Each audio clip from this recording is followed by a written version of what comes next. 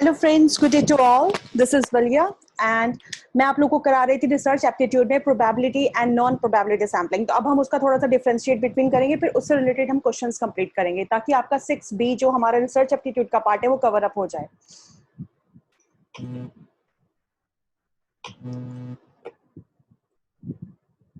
So difference between probability sampling and non-probability sampling. Probability sampling क्या होती है? Method of the sampling which gives the probability that the sample is representative of population। की जो आपका method है sampling करने का, जब आप रिसर्च में सैम्पलिंग करते हैं तो वो आपको पॉसिबिलिटी देती है सैंपल की कि आप अपनी पॉपुलेशन को कैसे रिप्रेजेंट कर रहे हैं अपने सैंपल में। Non probability sampling in the absence of any idea of probability, आप मतलब किसी भी तरह का आपको आइडिया नहीं है प्रोबेबिलिटी का, द मेथड ऑफ सैम्पलिंग उसे हम नॉन प्रोबेबिलिटी सैम्पलिंग बोलते हैं, जिसके अंदर किसी भी तरह की कोई पॉसिबिलिटी नहीं होती। Probability sampling is generally used in fundamental research, जो कि हमारे प्योर रिसर्च भी हम कहते हैं। प्रोबेबिलिटी सैम्पलिंग को हम जनरली जब हम फंडामेंटल रिसर्च करते हैं उसके अंदर यूज करते हैं, जिसमें हमारा जो पर्पस होता है अपने रिजल्ट्स को जनरलाइज करना होता है, हमें रिजल्ट निकालने होते हैं अपने। जब हम नॉन प्रोबेबिलिटी सैम्पलिंग करते हैं तो उसका असल रीजन क्या होता है? It is generally used in action research, जहां पर आपको फॉरन आपको एक एक्शन रिसर्च करनी है, आपको इमीडिएट एक्शन लेना होता है, वहां पर आप नॉन प्रोबेबिलिटी सैम्पलिंग करते हैं, जहां पे आपको स्टडी करनी पड़ती है आपको क्लास किसी भी जनरलाइजेशन पर्पस के बिना। प्रोबेबिलिटी सैम्पलिंग रेफर करता है सैंपल को एज वेल एज पॉपुलेशन को, दोनों को आपको रेफर करता है, लेकिन यहाँ पर आपको पॉपुलेशन का कोई आइडिया नहीं होता नॉन प्रोबेबिलिटी सैम्पलिंग में। Probability sampling में every individual of the population has equal probability to be taken into the sample। Her sample में जो आप सैंपल लेते हैं उस सैंपल के अंदर जो आपका पॉपुलेशन है उसमें इक्वल चांस होता है सबको लेने का। लेकिन जब आप नॉन प्रोबेबिलिटी सैम्पलिंग करते हैं उसमें ऐसी कोई सिचुएशन नहीं होती, उसमें ऐसी कोई पॉसिबिलिटी नहीं होती कि सबकी चांस आने के चांसेस होते हैं। लेकिन प्रोबेबिलिटी सैम्पलिंग में ये पॉसिबिलिटी है कि सबका एक इक्वल चांस होता है कि सबको एक मौका मिलेगा पॉपुलेशन में। It may be representative of the population. Probability sampling जो भी आपको रिप्रेजेंट करती है पूरी पॉपुलेशन को, लेकिन यहाँ पर फ्री डिस्ट्रीब्यूशन होता है। ऑब्जर्वेशन डाटा जो इसके अंदर हम यूज करते हैं वो इन्फ्रेंशियल पर्पज से यूज करते हैं, तो observations are not use for generalisation purpose, लेकिन इसके अंदर आपके ऑब्जर्वेशंस को यूज नहीं किया जाता। इसको हम कहीं ना कहीं पैरामेट्रिक स्टैटिस्टिक्स और इन्फ्रेंशियल स्टैटिस्टिक्स कहते हैं, जबकि जो हमारा नॉन प्रोबेबिलिटी सैम्पलिंग है इसके अंदर हम नॉन पैरामेट्रिक और नॉन इन्फ्रेंशियल स्टैटिस्टिक्स यूज करते हैं। तो ये तो एक छोटा सा डिफरेंस बिटवीन, इससे पुरानी वीडियोस में मैं सब इसका प्रोबेबिलिटी और नॉन प्रोबेबिलिटी सैम्पलिंग को बहुत अच्छे से करा चुकी हूँ। तो अब हम इसके कुछ क्वेश्चंस कर लेते हैं।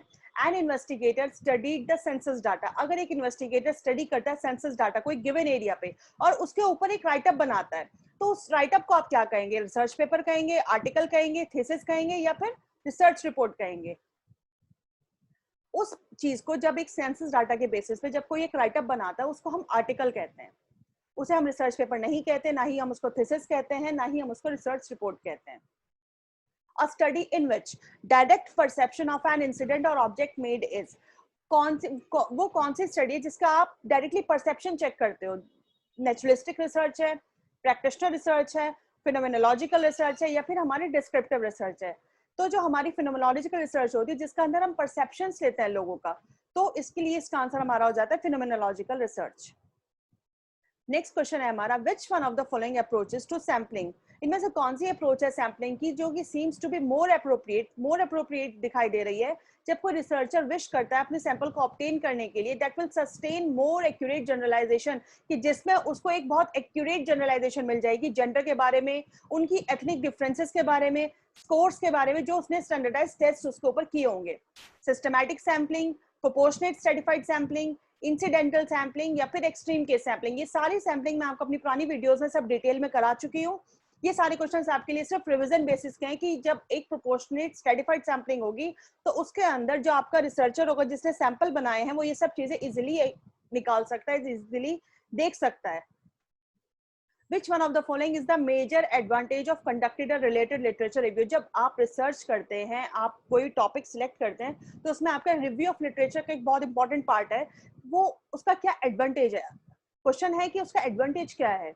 It places the study in a historical and association perspective, या फिर it identifies variables and tools of research. जब आप रिव्यू ऑफ लिटरेचर करते हो तो वो आपको कहाँ हेल्प करता है?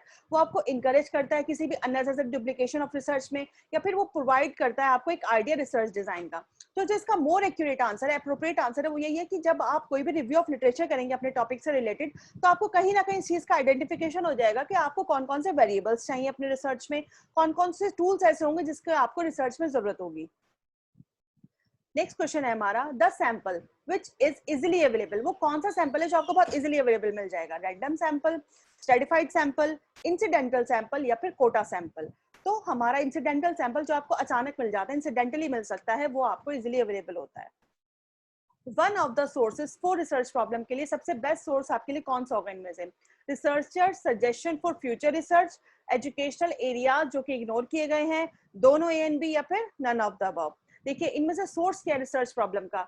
जब आप कोई भी रिसर्च करने जाते हैं, जब आप रिसर्चर से सजेशंस लेते हैं कि भाई हम किस टॉपिक पर रिसर्च कर सकते हैं, वो, या फिर जो एजुकेशनल वो वाले एरियाज जो कि इग्नोर कर दिए गए हैं, आप उन टॉपिक्स को अपने रिसर्च के लिए ले सकते हैं, रिसर्च प्रॉब्लम ले सकते हैं।